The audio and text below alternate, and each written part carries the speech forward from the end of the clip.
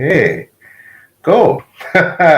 So, Hi. good morning, good day, good evening, good night, wherever you are in the world. It's early morning for me, I believe afternoon for my wonderful guest. But certainly she's worth getting up early for. So, welcome, it's PL Stewart. Welcome back to Six Elementals Interviews. And today I have an absolutely fantastic um, best selling author. I read the last book of her Gael Song chose recently, and it absolutely broke me. It absolutely ruined me. I was like, Sorry. Sean, how could you do this? I So my know. name is Shauna Lawless. How are you? I'm good. Yeah, been very busy since I last saw you at Worldcon. Ever since I got back, it's been deadline, deadline, deadline. So I've done very little. I'm quite boring. So Worldcon was like, yes, my last big sort of exciting thing that I did, which was wonderful. I loved it so much. You've done quite a bit over the last few years that I can see, and I think it's just an indication of how big your series has just blown up. I mean, when I look on BookTube, more and more I see people just, yep, I just picked up Gail Song. I just picked up Gail Song. Can't wait to get into it. And so many people in the bookish community are just embracing your series.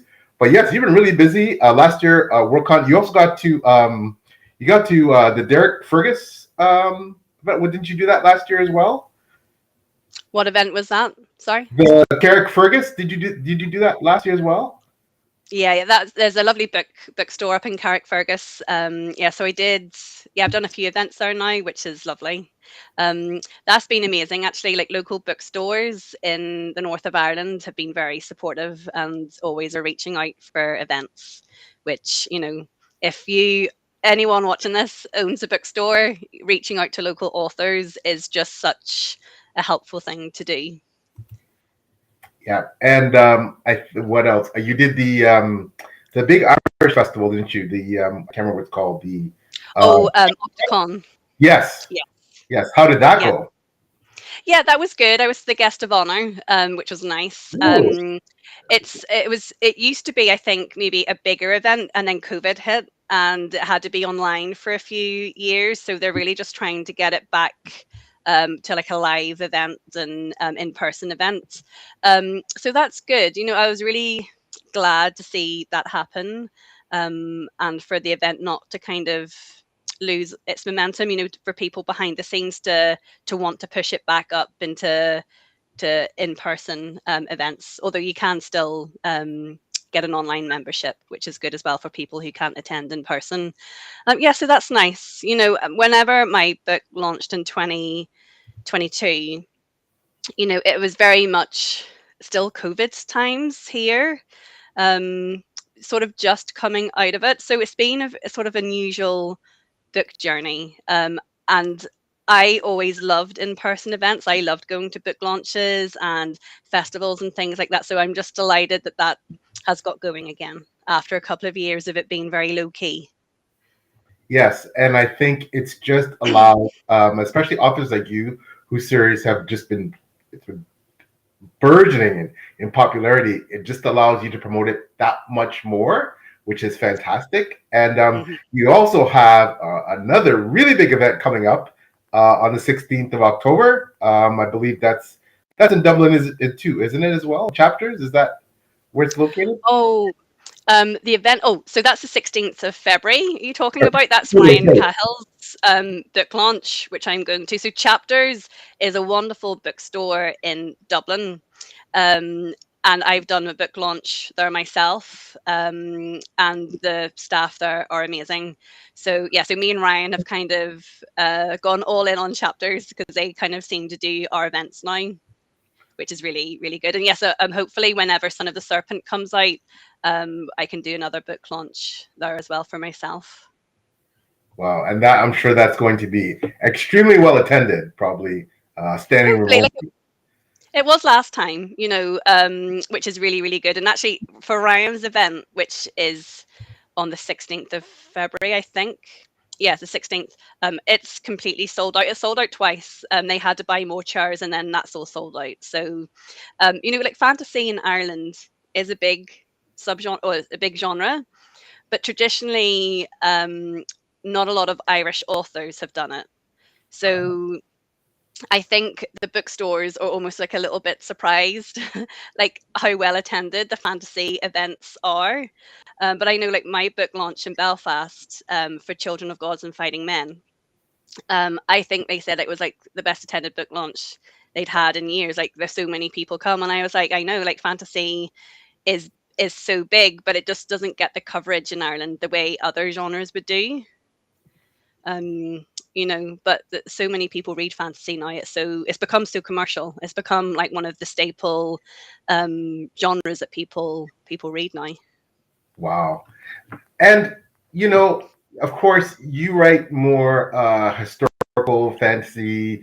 Some people might classify it as historical fiction. Some people might classify it as straight up fantasy. But again, your series has just exploded. What are the elements that you think that owe to the popularity of your series becoming, again, every time I turn on BookTube, I see someone starting your series or finishing it and sing its praises. What do you think is owed to the popularity of this series? Honestly, I noticed a huge uptick in people reading it, like from social media, when book three came out. And I think it was the message that the ending was good. um, and that, yeah. So I think, I think a lot of people are reticent to start a series that's not finished yet. They're scared that it won't finish. Um, and I think if you have an end to a trilogy that just doesn't hit right for readers, that series can fizzle out. So for me, I really find I got a lot of very positive reviews for The Land of the Living and the Dead, and then that word of mouth really began to get going. And it like significantly, like my sales massively increased across all three books once book three came out. Yeah, and again, I can attest that this is the entire series is stupendous. But this book, I remember just rereading.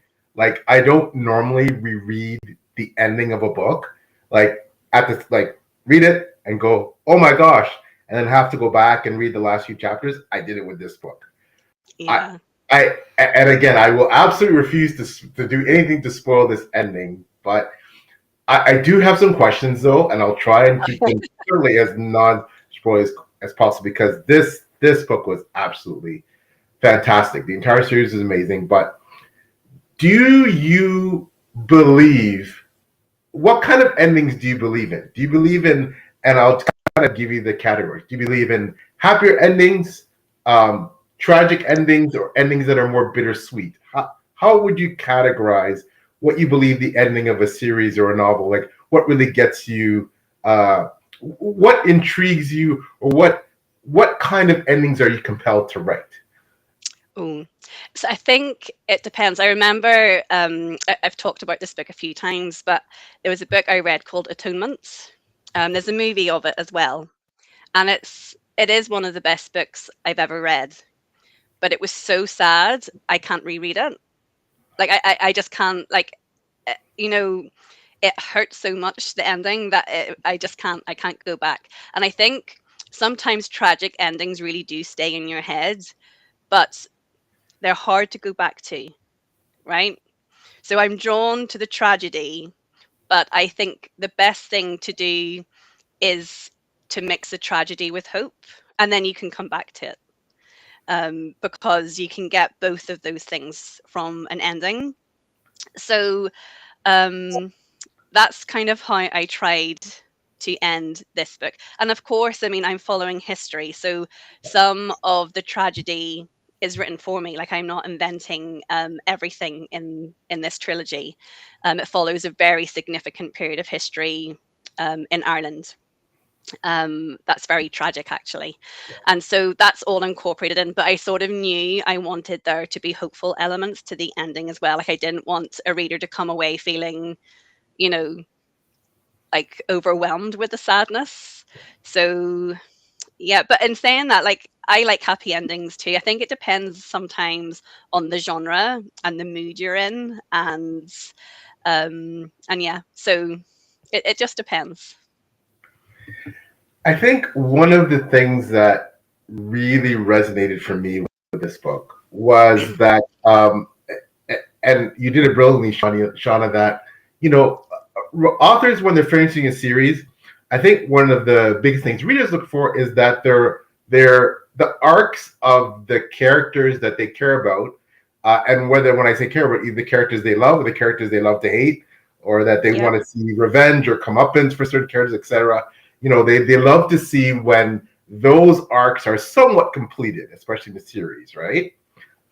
So what I absolutely adore that you did with this, the end of this series, and again, I want to get into the fact that this is also just the end of one part of the story of the world you plan Yeah.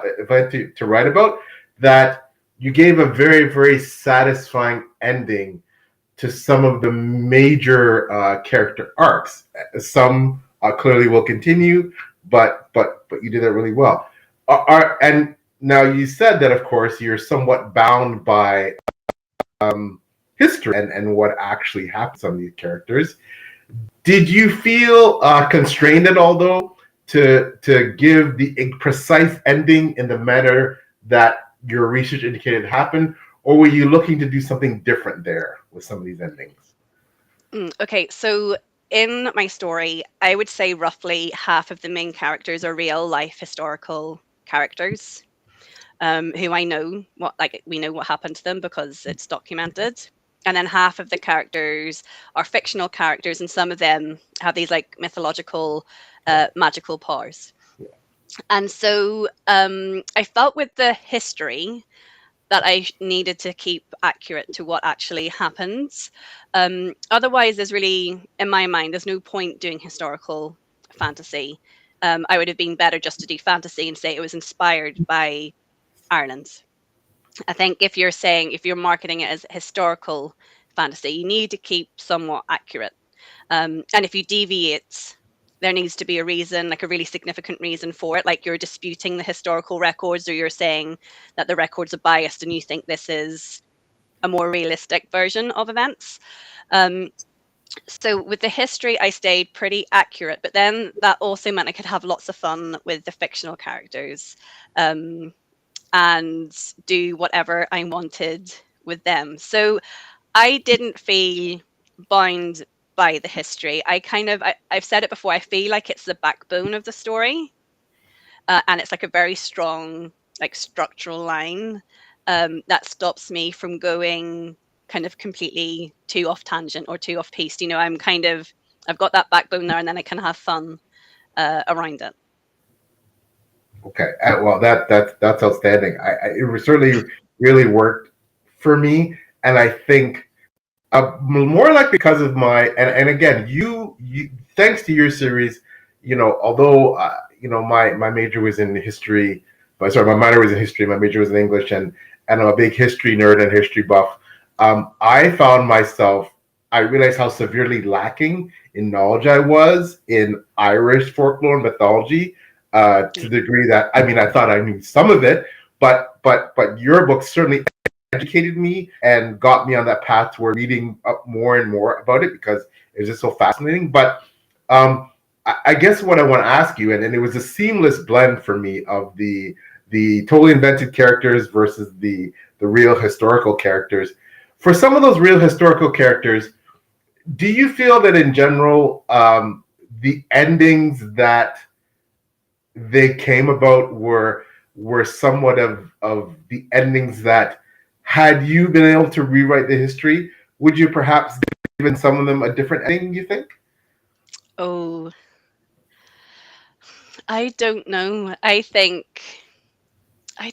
know. I mean, whenever like I came across reading this period of Irish history, I mean, it is so tragic, and I think sometimes that's, as I said before, that draws me to the stories. And I don't think it would have been right to change it. The history is what it is, and it's a very important part of Irish history. Um, And in fact, like I've said before, when I did it at school, like very briefly, I was taught it incorrectly. And that was a huge thing as well, where I didn't like that. Uh, and I was like, no, we need to go back to the real history and we need to work out what actually happened. Uh, when I was at school, it was very much portrayed as Brian Brew, who was the king, um, kind of was this kind of very Christian king, and the Vikings were these like pagans, and he drove them out of Ireland. And that is just not true. That is not true at all. I mean, obviously the Vikings are involved in that time, but it's also a civil war between two kingdoms in Ireland. And it just seems strange to me. Again, like I grew up in a very like Catholic environment, like the schools were Catholic, the teaching, all of that. And I kind of felt the history was being used to portray a version of Christianity in Ireland that actually wasn't true. So in the 10th century, Ireland really wasn't very Christian. Like it had converted, but not very well. And of course, the Vikings who lived in Ireland had converted. So there was no such thing as kind of Christians versus pagans. It was like everyone was Christian, albeit not very, like not converted very well. Um, and so it gave me so many questions. And then also, like, I grew up in Northern Ireland when the Troubles were on, and Catholic and Protestant society was very segregated. I don't know if anyone watching has watched Dairy Girls, but one of the episodes, like the Catholic girls are kind of bussed over to a Protestant school and they have to do activities together to like integrate. And like I did things like that. So I kind of read this history and I felt how similar it was to current events in Ireland, where kind of religion has become divisive and there's a lot of propaganda around. But when you get to the truth of it, and what has come to pass now is that the Catholics and Protestants in Ireland are very similar, and we got divided um, over political reasons as opposed to, I think, social reasons. Um, and it just, I suppose it struck me how people can be turned on each other so easy. And, I don't think that's true in just Ireland at the minute. Like, we're definitely seeing that in other countries. Um, but how the truth is so important, and not to have these kind of propaganda versions of events being taught to you. So whenever I started to write this book, telling the truth was very, very important to me. And showing Ireland as it was, neither rose tinted, which sometimes happens, but also not this kind of Disney-fied version of Ireland, where like people like have leprechauns and are dancing around and permanently drunk, or like whatever this like kind of stereotype of Ireland is that sometimes is very can be derogatory. So I really wanted it to be truthful. I wanted to depict Ireland as it was in the 10th, 11th centuries, honestly. And I mean, aside from a few books, I have not seen that done properly. I find it to be one of the other. Um, yeah. So I've kind of gone on a rant there and a bit of a ramble. No, not at all. This is fascinating. I'm learning a lot here. Yeah. So just for example, if I talk about like the mythology of Ireland, the mythology of Ireland's very, very ancient. The Tuatha Dé Danann and the Fomorians, who are in my books, are in the first cycle of Irish mythology. There's a couple of other cycles where you get Finn McCool and Cuchulainn and all these like Irish warriors. The fairy people and the leprechauns are in Irish folklore, and that comes much, much later. And that's the kind of Irish mythology that people think they know. Which is true. I mean, that's all in Irish folklore, and we celebrate it in Ireland too. But it's not quite the same as Irish mythology. And actually, it's the Irish mythology where a lot of Irish customs come from. And I think that's why when I integrated the mythology with the Irish history and the Irish culture, they are very intertwined. I'm not actually having to stretch your belief very much, because like all the old Irish laws are derived from Irish mythology. So it's ingrained in the Irish culture. to an extent at the time. Wow. I think one of the things that and what you just said, it's fascinating just to listen to you, Shauna, and your impressive knowledge of both the mythology and the folklore. One thing recently read an anthology called Anthing. It was about essentially it was about the meaning of ancient Norse and all of the ancient Islamic countries. I feel like, and again, it's my limited knowledge. I mean, I'm a lot more. I think I'm a lot more up to speed and up to date on specifically British and ancient Britain than I am and specifically ancient Ireland. But I definitely, most of the historical fiction, historical fantasy books I've read about, a bit south in Britain itself, you definitely feel, I think, in a lot of them, and you see the Norse, the Viking influence. But I think of the very few historical fantasy or historical fiction books I've read about Ireland specifically, yours is the first one to really, I think, capture that intersection of the Norse and the Irish. Was that important for you to illustrate that element in your? Yes.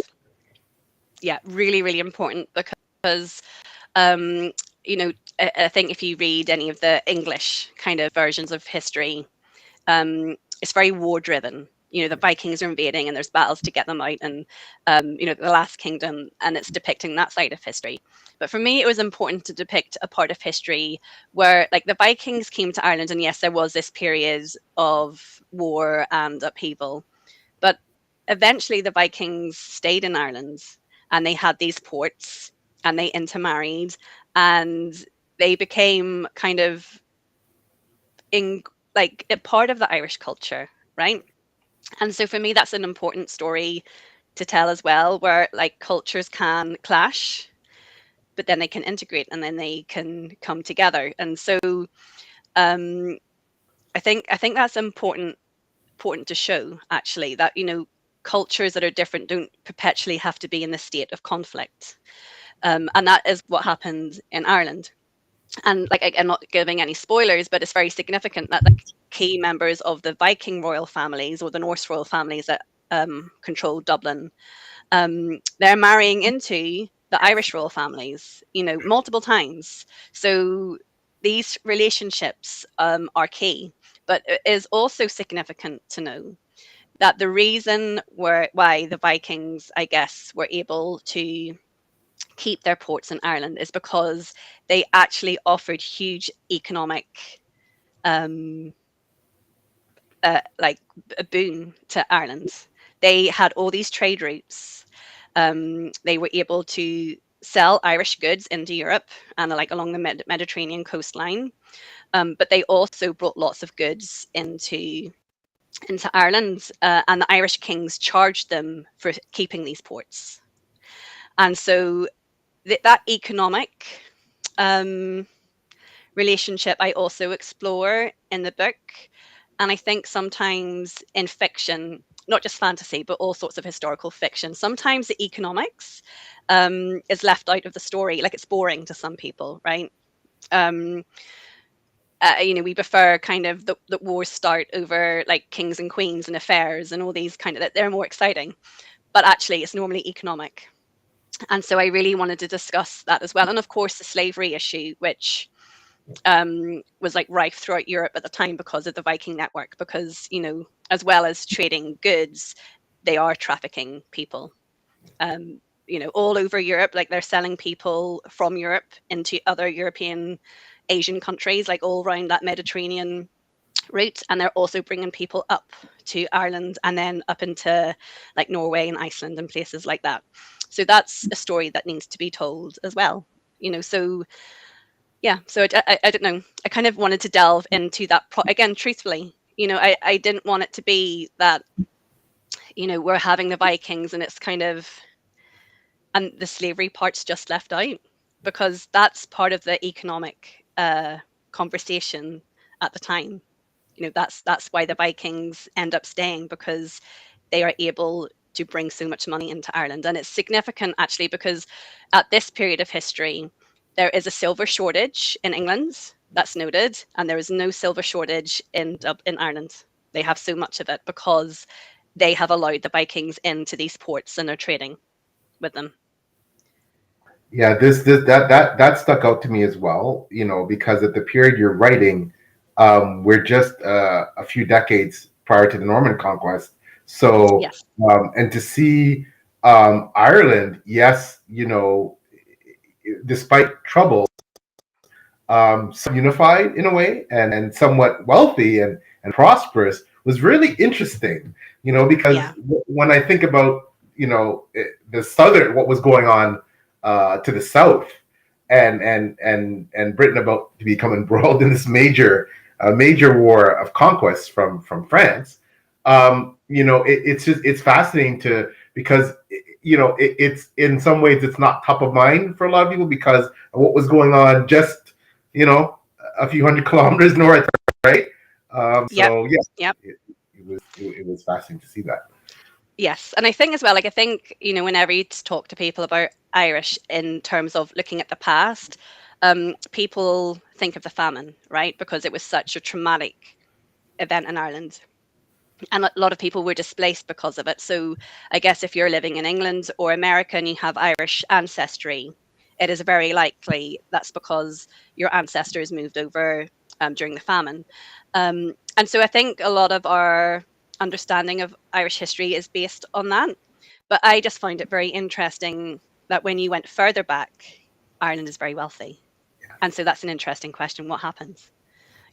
What happened to Ireland that it was in such, like, in my first era, which you've just finished, um, there's obviously a lot of wars going on, but Ireland is in charge of itself and it's a wealthy country. And in my second era, that's the question I'm beginning to answer is what happens to Ireland? Like, where does it all go wrong? Well, You and know, I cannot wait to see where that goes. And I really want to get into discussing the next era as well. But I can't leave this series yet. There's a few items I really want to speak to you about with this. So, of course, the last time we spoke, I know, and the few times we've met in person, I've expressed my undying admiration, especially for Gormla. Like, yeah, like I just, I cannot get enough of this character. She's one of my absolute favorite now all time characters in literature. The way that you wrote her, um, in this book. Um, and again, I'm trying not to give her. Gormla has to make some very interesting choices, and she does throughout the series. But in this book in particular, she has to make some choices that initially might seem that might be counterintuitive. However, Gormla always has a plan. yes.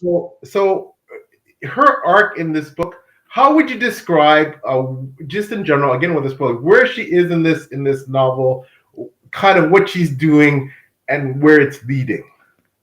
Ooh, okay. So Gormla is an interesting character because she does terrible, terrible things, but she gets judged for it more because she's a woman. Like the guys, all the kings, they all do terrible things as well. Um, and I think she knows that. And she's sick of being the mastermind to like all these plans, and then the male relatives in her life mess them up because they don't follow it through. And so in this story, I guess she's trying to move things forward herself. But what she hasn't realized is that, it's all very well and good making decisions from the shadows and not really having to suffer any of the repercussions for them. And in this novel, because she's pushed herself forward, um, the repercussions begin to hit. And she's not had to deal with that before. So that was kind of the interesting twist for the land of the living and the dead. Um, yeah, for the first time, when things go wrong, it directly impacts her. And some of the bad things that she did in books 1 and 2, they kind of come back to her. She hasn't got away with them the way she thought she had as well, which is true. I think.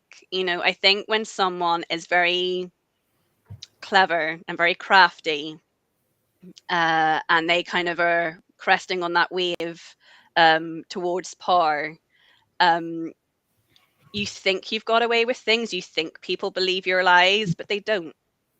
And she doesn't realize that, but people don't. And so whenever the wave goes down and everything begins to crumble, there's people waiting, to kind of tell you what you've done and how much you've upset them. And so that's interesting. I think that's the way power works in reality. And so Gormla has had to deal with that in this book.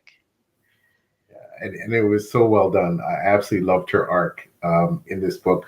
The other thing that really, so much stood out for me in this last book, especially, and in your brilliant series overall. The one thing that stood out was this book was, and although again you have now got me very much into reading more about Irish history, and I found that specifically the character of High King Brian. I suppose I had a very different impression of him with my limited reading prior to that, especially about how effective a king he was. But I think you did such a great job in depicting some of his flaws as a king and some of his blind spots.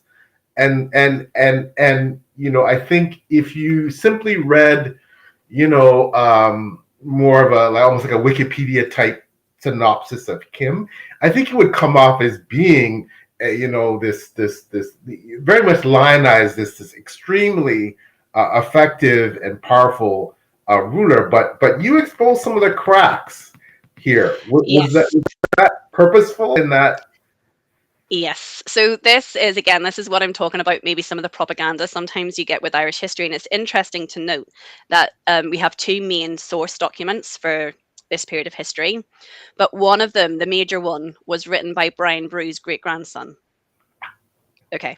So now some historians then are really dismissive of this document, which I don't like, because it actually matches the other source, which is an Icelandic saga, which were written completely separately. They were not, the Icelandic saga, whoever wrote that did not read this document. So they match. A lot of the details they have agree, which is significant, right? Because they're two sources from completely different countries, and writers have a lot of similarity. So I don't think you should dismiss it, but there is certainly, it's written by Brian's family, and Brian is kind of uplifted, and it's why some of the other characters are described and not as being very nice people, right? So that is one thing that you need to know. But then also it is he was an effective king, right? So traditionally in Ireland, the High King was always from the north. It always was from the O'Neill clans. It's like two different kingdoms, but from that family line, always.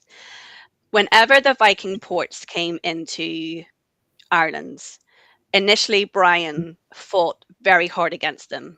It's almost kind of like a Spartan legend where he had 300 warriors in the woods, and they were like defeating the Vikings that were sailing upriver. And it is a very tragic period of history. Lots of the Irish people at this time are taken and killed. And so that's how he starts off his life. But as he becomes king of Munster and the Vikings stay, I think he begins to realize the economic benefits of being friends with the Vikings if you can control them, right? And so for Brian eventually to have become High King, and he's from Munster, so he's from the Southern Kingdom, that's never happened before. A king of Munster has never, ever even dreamt of being High King. And so the fact that he was able to do it is fascinating. It speaks to the wealth that he was able to bring into the South, that he was able to bring a huge number of the kingdoms into line. Sometimes they came into line through like marriage and pacts.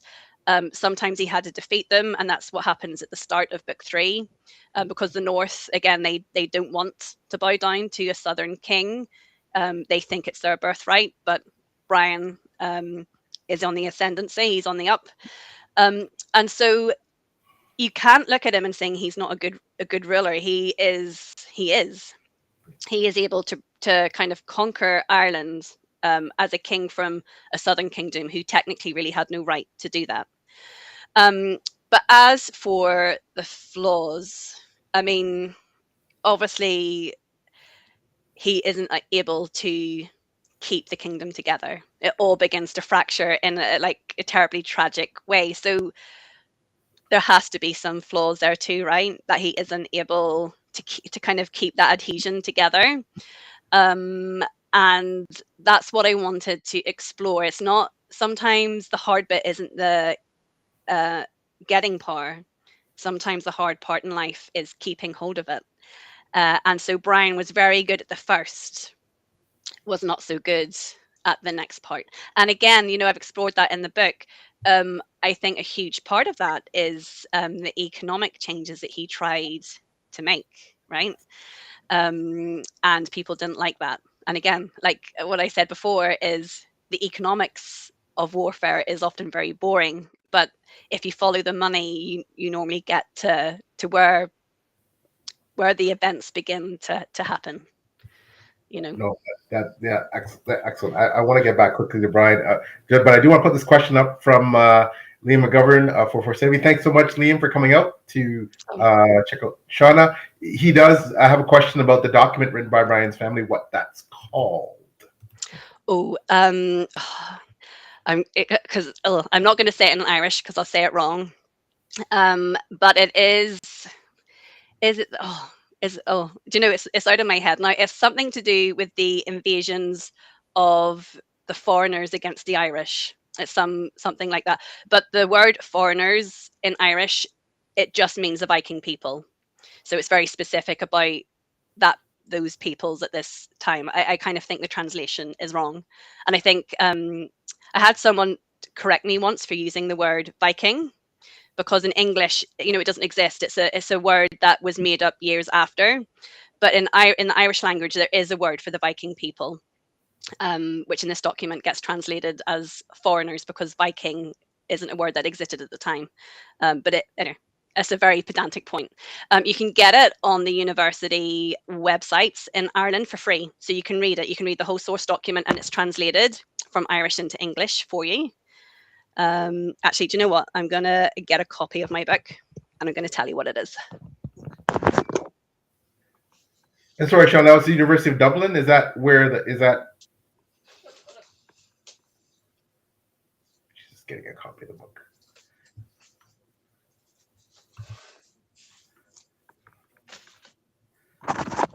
Sorry, it's going to annoy me if I don't give this person the correct reference. Thank you for doing that, Shauna. And thanks for asking this question. This is fascinating. Yeah, right. Oh, again, I've written it in Irish in here. Yeah, so sorry, it's the War of the Irish Against the Foreigners is what the translation would be into English. And again, if you search, even if you go to Wikipedia and you search for Brian Boru, see when you go to the references at the bottom of the Wikipedia page, it'll be there. It'll be there as one of the references. Okay, fantastic. Thanks so much, Liam, for asking that question. That was an awesome question. So we appreciate that.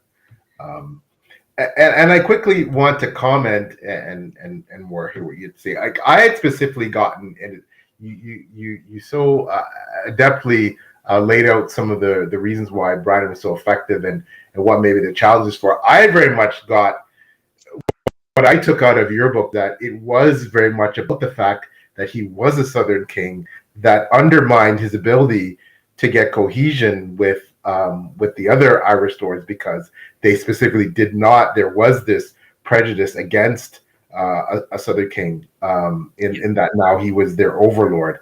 That very much for me stood out. Yeah. No, that is definitely a thing. As I said, it's the first time in Ireland a king that was not from the O'Neill clans in the north became High King, and that is from mythology. So, the O'Neills traditionally, because the land that they rule is where the Hill of Tara is, which is where like the Leafal, which is like kind of the stone of destiny, sometimes it's called, is kept. So it's one of these mythological treasures that the Tuatha Dé Danann brought to Ireland with them. So it's all based in mythology. The O'Neills own this land, this sacred place, and that's why they are always the High King. But obviously people don't like it when upstarts kind of change the rules and change the dynamics, and you can see that then when Brian needs these people, like needs the Northern Kings to come to his help, they're like, no, maybe we won't, maybe we'll watch and see what happens, and we'll be left standing if you're defeated, which again, it's horrible, that kind of happens, but it's true. And this kind of oath breaking, which you see in this era, becomes so much more prevalent in the second era, where that issue builds, where kings, they'll make their oaths, and they'll make vows to the High King and all of that, but they don't ever really mean it. The oaths are there for breaking. And it causes huge problems in era 2. This kind of inability to keep your word. And in a way, because Brian broke the system, going forward, every king of every sub-kingdom now thinks they can be High King. And so the competition and the feuds between all these kingdoms just escalates, it becomes a huge problem as well. So essentially, when this position changes from more of a traditional position whereby it's your birthright if you're from the O'Neill clan, if you're from the North, versus now it's up for grabs essentially, because Brian has set this precedent that it doesn't have to be necessarily. That seeds all of these issues of contention, I guess, and thriving for, I guess you talked about upstarts, for something that otherwise would have been out of reach for the other clans, but now everybody believes that, okay, well, it clearly doesn't have to be an O'Neill, so now I would like to have my family as the ascendant family. So exactly, yeah. So it gets kind of very Games of Thrones, I guess, where everyone kind of realizes that power is within grasp. And even more significant for Brian, because the way Ireland is, there's a map at the front of all my books, and there's about 7 main kingdoms, and every kingdom has its own king, right? And then there's a High King that rules over them. But within every one of these smaller kingdoms, there's lots of kings, right? Lots of clans. And Brian wasn't even in the most prominent clan in Munster. That was another clan. So he didn't even just rise as the King of Munster to become High King. He actually rose even to become King of Munster, was actually unusual. So he is someone that has broke the kind of power structure within his own province, within his own kingdom, and then within the whole of Ireland. So it's like every king. It's not even just the most prominent king from each of the kingdoms thinks they have a chance. It is every king. Every king within the kingdom thinks that they can become the most prominent king of Connaught or Munster or Meath, and then they all think they can become the High King. So it just causes this huge power struggle that exists for the next 150 years, up until we have then the Norman invasion. And so the Normans are invading in Era 2 at a time of great, kind of everything is not right in Ireland. It's a time of disunity, I guess, which is interesting. Well, and I cannot wait to, again, I cannot wait to continue. Perhaps if you could outline for the readers, so and I wasn't cognizant at first that, because I was so focused on your main series, and it was something that was so important for me to read and so compelling, and I was just loving reading the main series, that I haven't gotten to. So just for edification, you have the main Gael Song trilogy, which is 3 books. And can you explain about any novellas that are linked to this trilogy? Yes, so I've got 3 novellas linked to the main trilogy. I've got Dreams of Fire, Dreams of Sorrow, and Dreams of Chaos. They are the 3 novellas. So Dreams of Fire, it's a prequel novella that focuses on the mythology side. So it follows Ronat, who is the sister of Fola. Um, and it's a prequel, so anyone can read it. You don't have to have read the main series. You know, if you just want to give me a try, it's 20,000 words. It's like a self-contained story. Um, Dreams of Sorrow should be read after The Words of Kings and Prophets. So it comes after book 2. And I really wrote that as a reward for the readers who had made it that far. Like it's a little peek behind one of the characters. There's a bit of a twist with this character at the end of book 2. So then you get to go back and see what's happened with this character. And then the third novella is Dreams of Chaos, and it is a historical fiction novella. So depending on kind of what sides of those genres you like, I was like, I'm potentially giving you a gateway into both. You know, so you can start off reading the historical fiction side, or you can start off reading the fantasy side. Because Dreams of Chaos is also a prequel novella. However, what I would say is, if you think you're going to read the whole series, I would keep Dreams of Chaos till the end. Okay. Yeah, Okay. So that's the and reason. and then it focuses on Mirka, who is King Brian's son, and you get some of the. Remember, I was telling you when King Brian was in the forest and he was off fighting the Vikings at that stage. It's about that period of history, which is kind of Shakespearean in its tragedy. I can't believe almost that this part of history isn't known so well because it's incredible. And I just had to write a novella about it. Like I had to tell that story because it's an incredible period of history.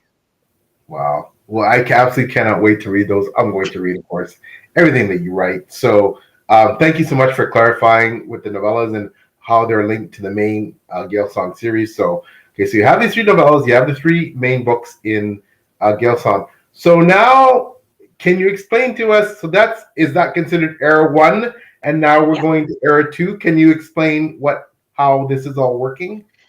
Yes. So essentially, it's just there's a time jump between era 1 and era 2. I can't tell why, but there's a couple of characters that make it to the end of era 1. And so it's telling their story, like what happens next. So I can't tell you what the characters are because I don't want to spoil era 1. But yes, and so era 1 focused on this period around the Battle of Clontarf, which is a very epic part of Irish history. Era 2 is set around the Norman invasion of Ireland as the historical kind of spine, I guess, to the story, which is again very, very interesting part of history. Again, I haven't really read anything around this time. A few things, but not much. And again, I kind of really wanted to get to the truth of that period of history and why the events unfolded in the way that they did. So yes, it's a very. I'm really, really enjoying it. Book 1 is out, which is Daughter of the Other World. Yes. Book 2, oh, you have that, yeah, Thank you so and much it's for lovely. sharing. I love the cover. It's beautiful. Yeah. And book 2, Son of the Serpent, is handed in. And I've just seen the Oh, cover for that, and the cover for Son of the Serpent's amazing. So yeah, and so literally it's just been handed in, and the last book in era 2 I'm about to start. So yeah. wow. Congratulations. Fantastic news on Son of the Serpent. Thank you so much for having the publisher send this to me. It's absolutely stunning, folks. The cover is just spectacular. All your covers are great, but yeah, this one. Wow, I cannot wait to dive into that later this year. Congratulations, as I said, on Son of the Serpent. So is Era 2 going to be a trilogy then, at like Era 1? Yeah. Okay. Yeah. So yeah, so I'm really excited actually. I've written the middle book's always my favorite book to write because you can have so much fun. So now I'm kind of beginning to plan out book 3, and there's a lot of history has to happen. So yeah, so I'm not panicking, but I'm looking at there's a lot of story to get through. So, which it would be fun. It's always fun to work out how to tell it. Well, I'm so looking forward to. Again, I've loved your Gael Song trilogy. That definitely is going to factor into my favorite fantasy series of all time for sure. When I put out my new ranking at some point, you can be rest assured that Gael Song will be on it. It was so well done, Shauna. Kudos to you on that.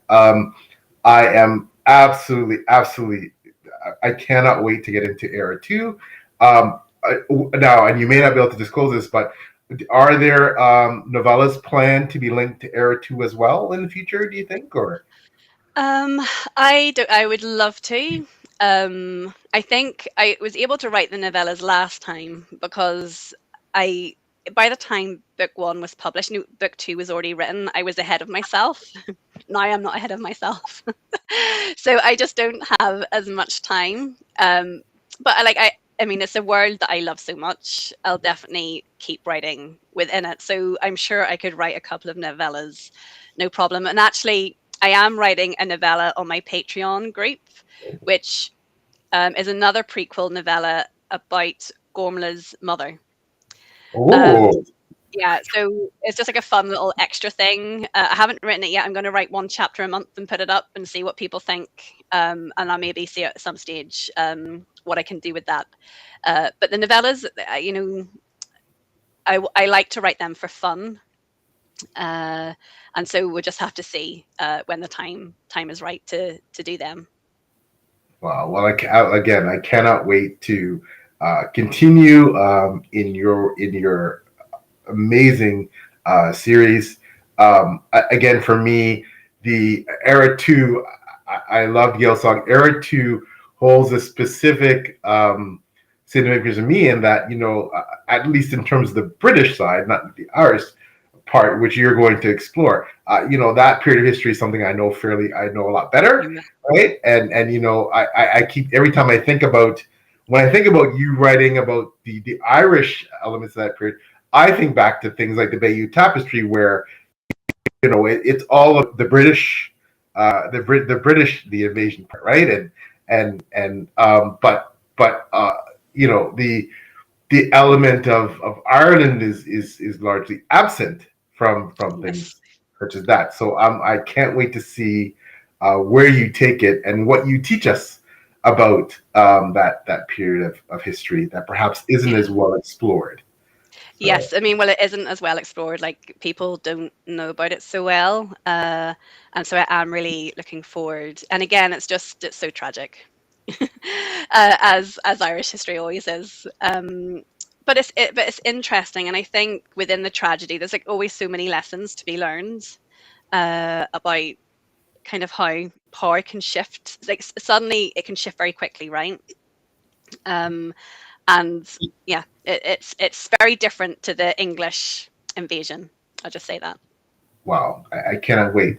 So just going back to you and your writing and how your writing career has evolved and how things have taken off since now you have three novellas, three full books. You've completed the trilogy. You've already started on Era 2. How have things changed now since when you first started writing to where you are now? How are you feeling about your work?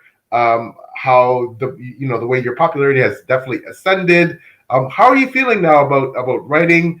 Has that changed things for you in terms of work life balance? You're going to all these events and things. I know you're a dedicated wife and mother, and but yet you're a writer, and that's that's that's a bit of your life, obviously. How have they changed and evolved for you?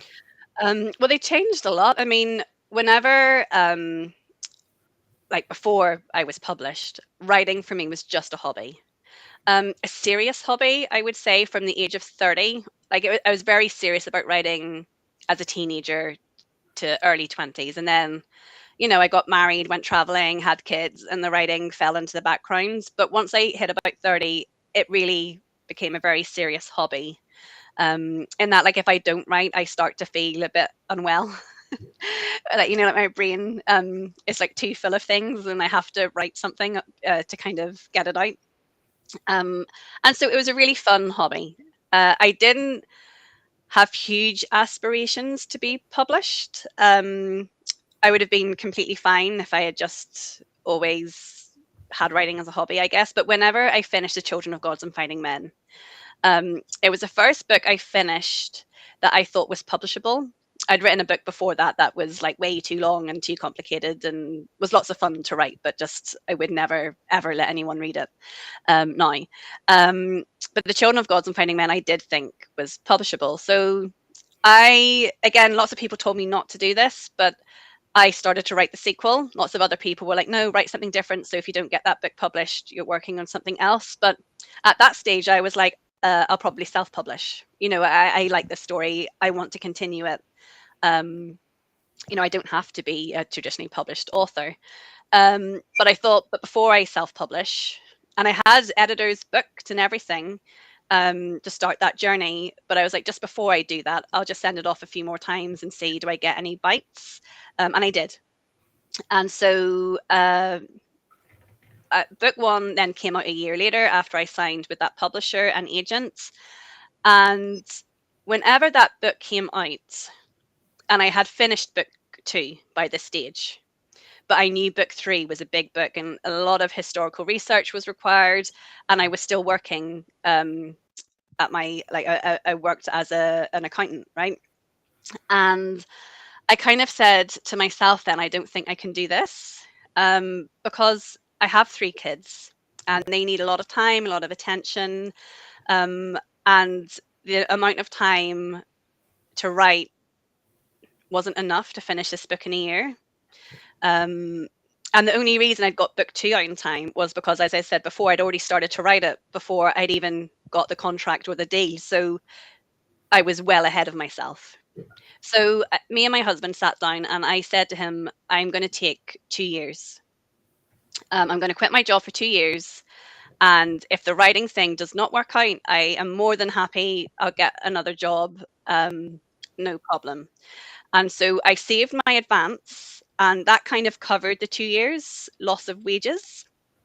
And that was like my plan, because I felt at that stage time was really important. And I had been given this big opportunity. I'd got like a publishing deal, which was like beyond my wildest dreams. And I could see how other authors were on social media, the ones that were doing well. And I was like, this is their full-time jobs, and I could sort of see it made a difference because, we're not in the 1990s anymore. Social media is a big thing. You have to promote your own books, even if you're traditionally published. Any new traditionally published authors, I say to them, you need to see what the indie authors are doing, because that's the level of marketing that you need to do to compete. Because if you're like a new traditionally published author and you're not a lead title, so you haven't been given like $1 million advance or whatever, if you've just got like a normal publishing contract, like Sarah J. Maas is not who you're competing with, right? They have tables in a bookshop. You're going to get one book. So if you want people to discover you, you have to do some work. And I know lots of people get upset by that and they think they shouldn't have to. And I agree with that. I don't think you should have to, but I don't know. That's just the way the industry is. And so I looked at that at the time and I knew it. And I just thought, I need to properly give this a go. And I don't want to look back in 10 years and be like, I didn't really give that my all, So yeah, so I made writing my full-time career actually from from whenever The Words of Kings, no, from whenever The Children of Gods and Finding Men came out. 3 months later, I stopped working, and I'm now still writing full-time. So I've been lucky. I've got like more publishing contracts. I've got more money coming in. Era 1 trilogy has earned out, so I'm now getting royalties, which is nice as well. So the 2 years we're now into year 4. So we just see how things are going. And you know what, if things kind of take a turn for the worse, I'll get another job, I've no problem with that. But for now, I'm really trying to make a go of being a full-time author. Well, huge congratulations, Shauna. I have no doubt you're not going back to your day job. been so Yeah. successful. Everybody that I talked to raves about your series. We can see all the love on social media, especially with BookTube. I think that your series is now so respected that I have no doubt that it's just going to continue. You as an author, your profile is going to continue to grow, and your books will continue to gain acclaim and notoriety. And I have no doubt you're not going back to Oh, your unless you want to go back yeah, to. no, I really don't want to. So, it's like, I actually, even the thought of like having to commute to the office now makes me like gives me chills. I'm like, I can't commute ever again. Yeah, so no, it has been lovely actually being at home because again, like, it's perfect. I've got the three kids. I can collect them from school. My writing time is when they're at school. So it's just been a really nice change in lifestyle and a bit of a slower, everything slowed down a little bit, which is nice. And yeah, so hopefully this does keep going. I would love to really be a full-time author for the rest of my career, really. I have no doubt that's going to happen because we want more books from you. We want dozens and dozens of books from you to come. So, and you're Oh, still thanks. young that you can have a humongous body of work, right? Which is fabulous. So I think we'll be looking at bookshelves full of Shauna Lawless books in the future. So that is fabulous. So just to clarify, you said Son of the Serpent is book two of Yes. Era 2. Yes. So is there any word on when we can expect to see that potentially? Yes. Yeah, yeah. That's I think the UK release date is middle of September, and I think the USA Canada release date is the middle of November. So similar to book one. Um, so it's kind of interesting having those kind of different release dates for the two territories. Last year, I didn't. I initially I was like, I don't think I'll like this, but actually, it keeps the promotion going a bit longer. Because you have the UK people doing their promotion, and then I had the USA like Bloomsbury publishers. They're doing stuff in November, and I actually think, in hindsight, now it was a good idea because you kind of get two waves of release cycles. Yeah, I know I was because I think I want to say I pre-ordered. I think I either pre-ordered Land of Living Dead, but I remember it was released. It was already released, of course. Outside, I was like, oh my gosh, should I go and try and get it off? So, but yeah, I think it just builds the hype in some Yeah, ways for the areas where it hasn't been released yet. But once again, this is just fabulous. It was definitely one of my favorite books that I read at the time, and your series is definitely going on my all-time favorite list. I yeah. cannot wait to see what happens with Era 2.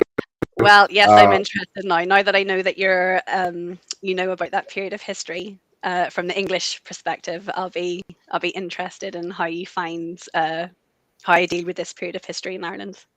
oh yeah, and I can't wait to get to Daughter of the Other World. I'll be getting that definitely in 2026, and I have to go back now and catch up with the novellas. So, but at least I'll be caught up with the main series by the time some of the Servant comes out Yes. in fall 2026. Well, Shauna, you've been so generous for your time. I could talk to you for hours, of course. You're so wonderful. I do want to respect your time, though. I know you're busy. You have your lovely family. But I do want, as we're winding down here, I'd like to give you an opportunity just to let everyone know if they don't, where they can buy all your novels, all of your social media, where they can follow you on social media, your website, etc. So where people can get to know more about you and your awesome writing, and also your blogging, which we didn't even get into. I'm going to have to get back another time because you are a fantastic blogger. You write great reviews. I know perhaps you've been busy writing, so you may or may not have done as much blogging recently. But anything you'd like to let us know about Shauna Lawless and where to find you. Okay, so you can find me actually in lots of places, depending on what you want. So I have a newsletter. So if you just want like a monthly update from me with what's going on, you can do that. I have a Patreon as well where I do weekly journals. I'm doing this like a new novella, and there's like lots of other benefits. I have my own Discord channel as well. But I post on social media, normally on Instagram. So if you are on Instagram, I think Shauna Lawless author on Instagram, and you'll see I'll post links to all the things I'm doing there. I also have my website, which is www.shaunalawless.com. And that's actually where my blog is. And you're right, I haven't blogged enough recently. I've been so busy, but I'm going to write a blog very soon for Mark Lawrence's new novel, which is Daughter of Crows, which is amazing. And yes, I definitely want to get back into book blogging. I've had a little period here where I haven't read very many books, apart from books I've been asked to blurb for. So yeah, I need to get back into reading. And in fact, I've got a deadline for a completely different series, a completely different novel on Tuesday. So that novel is being handed in on Tuesday, and then I am taking a few weeks, I'm taking a few reading weeks, which I really just can't wait for. I feel like I haven't read, apart from Mark's book. Mark's is the first book I've read in ages, and it's given me the bug again. I need to get back into reading. Fantastic. Well, please check out all things Shauna Lawless. Her links are also in the video. Liam says we'll get some hardback reprints in the future. Will we get some hardback reprints in the future, Shauna? Oh, I really don't think so. I know because I've had information where we're having big reprints done of the paperbacks. So I think my publisher is all in on the paperbacks at the minute. It would probably have to be a whole new special edition or something to get hardbacks on the go, which is sad. Those I think the regular hardbacks are almost harder to get now than even the broken binding special editions. But yeah, I know. Well, I don't like talking about my Patreon on a podcast or on an interview or anything, but in one of my Patreon tiers, I have one person left that can get all the backlist of the hardbacks, but it's from my own personal collection. So that's in one of the top tiers on my Patreon. So if you're really, really desperate, you can join that tier, but there's only one space left, and then that's even my copies are all gone.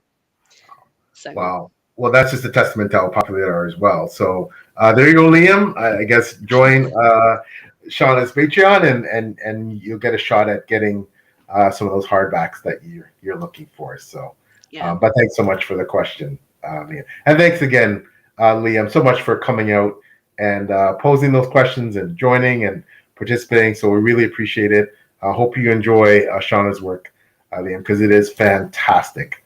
I want to thank Shauna so much for being so, again, generous with the time. Thank you so much for me, Shauna. It's always an honor and a pleasure to chat to you. Can't wait to see you again in person again. Deb, my lovely wife, sends her regards, sends hugs. Hope we get to see you again. Not sure if you're planning to come to, are you going to Los Angeles? I'm not going, but are you going to Los Angeles this coming year? And are you going to Montreal, Canada in 20? Well, that is on my radar. I'm definitely not going to LA. I went to Seattle last year, which was amazing. Yes. So LA is just I can't make it work this year. Yeah. I think it's actually over my birthday, so there's just I've got lots of things planned over here, so it's not been on my radar. But yeah, so the next one is Canada, isn't it? It's Montreal. So right.